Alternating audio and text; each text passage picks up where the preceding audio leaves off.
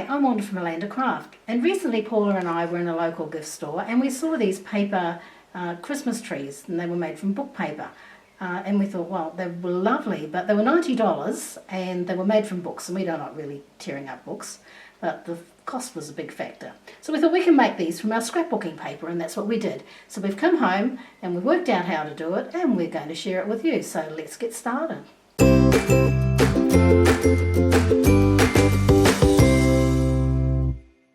So what do we need for this project? Well, we need some scrapbooking paper. Now we've got some here with some gold finish on it, and also just our traditional Christmas paper. You're going to need a cupcake holder. Now you don't want those flimsy paper ones, you want the solid cardboard type. And we've got a gold one here. You'll want a skewer. So we bought these at the $2 shop. So this one measures 11.5 inches. We want some Play-Doh. Now you can make your own if you like, or some plasticine, anything that will hold the skewer in the cupcake holder. You're also going to need some beads. You can see on our other one here we have some beads.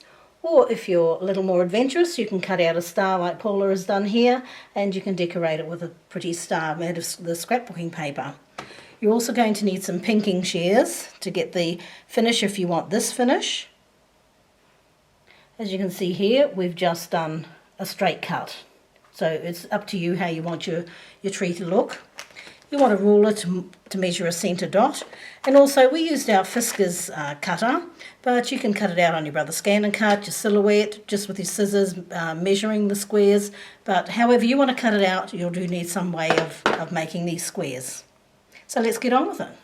Now if you have a look down here, you'll see that I have 180 squares. Now the reason I have 180 is because I have a tall skewer, so I needed to cover the whole thing. So to do that, we started with 5-inch squares, and I cut 10 of those, and I've used all different cards in this one, but you don't have to use all different, you can double up, it makes no difference.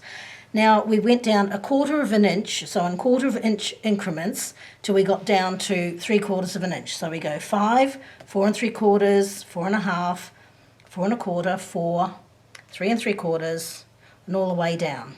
If you've got a smaller skewer, you'll want to go down perhaps in 1/2 inch increments, because otherwise you're just going to end up with too many squares to put on your tree.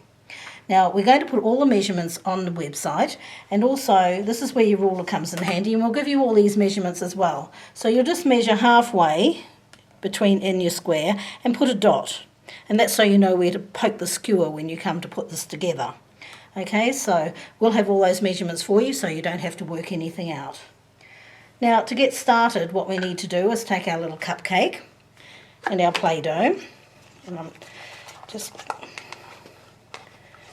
right, and we're just going to pull a bit off and just plonk it in there and fill it up quite high so that your skewer's got plenty of security and it won't fall over. And you're just going to pop your skewer flat side, use the flat side to go down into your Play-Doh.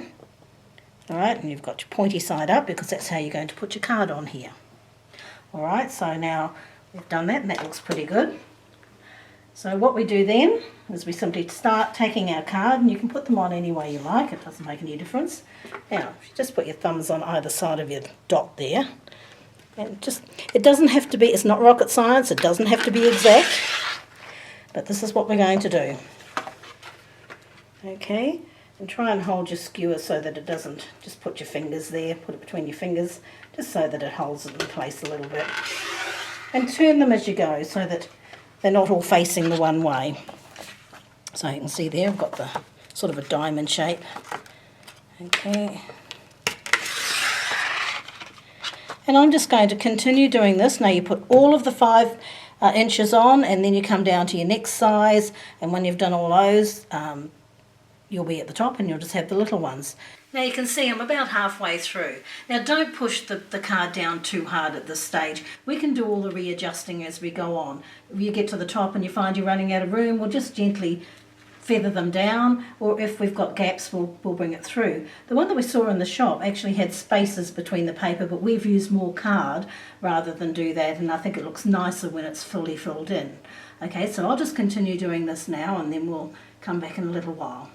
Okay, so now you can see that my Christmas tree is finished. I had to do a few adjustments as we went along with this one because I've used the deluxe paper and it's a lot heavier than the ordinary scrapbooking paper, so it meant that it takes up a bit more room, so I kept adjusting it.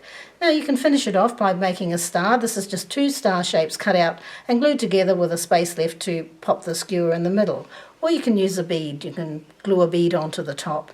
But don't they look great? I mean, you've got this modern looking one, and then we've got our Christmassy looking ones, but they'll just be absolutely awesome on the table at Christmas time. Now, the kids can help you with this. It's quite a simple project, just little time consuming, that's all, but preparation is the key to it. So if you've liked this tutorial, give us a thumbs up and subscribe to our channel for more great tutorials.